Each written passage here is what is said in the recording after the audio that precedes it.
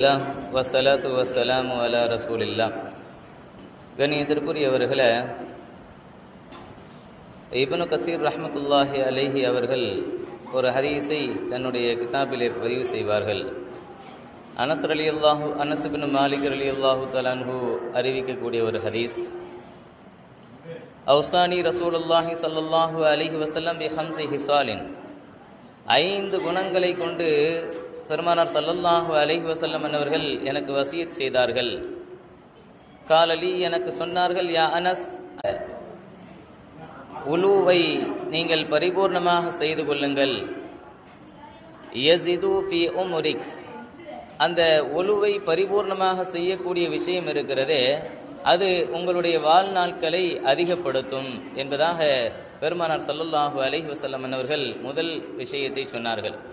இரண்டாவதாக, வசல்லிம் அலாமன் லகீத மின் உம்மதி, என்னுடைய உம்மத்துமார்களிலிருந்து, என்னுடைய சமுதாயத்திலிருந்து யாரை நீ சந்தித்தாலும் அவர் மீது நீ சலாம் சொல்.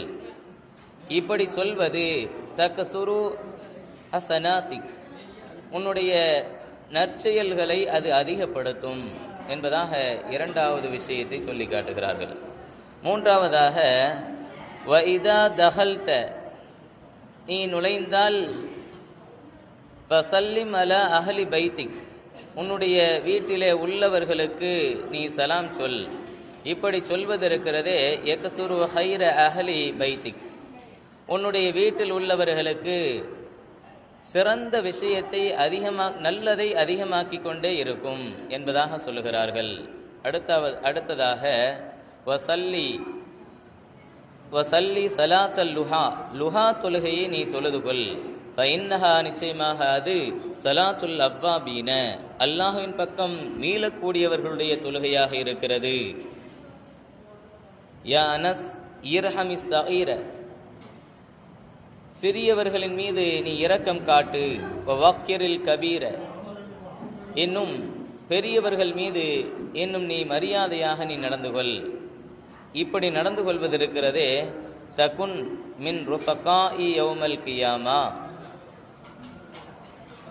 என்னுடைய நண்பர்களிலே நீ நாளை மறுமையிலே இவ்வாறு செய்தால் நீ நண்பராக ஆகுவதற்கு வாய்ப்பு இருக்கிறது என்பதாக பெருமானார் ஸல்லல்லாஹு அலைஹி வஸல்லம் அவர்கள் இந்த 5 உபதேசத்தை வசியத்தாக செய்கிறார்கள் என்பதாக அனஸ் இப்னு மாலிக் ரலியல்லாஹு தஆலா அன்ஹு அவர்கள் அறிவிக்கிறார்கள்.